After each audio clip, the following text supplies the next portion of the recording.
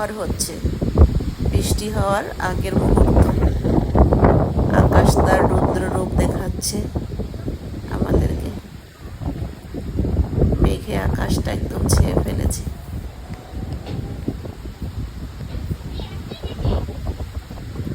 আকাশে মেঘের আর সূর্যের লুকোচুরি খেলা দেখতে ভালো লাগে, আবার ভয়ও লাগে।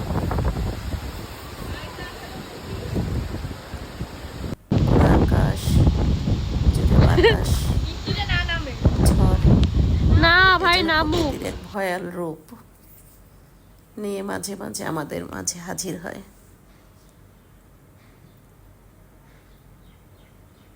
আমরা এটাকে উপভোগ করি, আবার ভয়ও পাই।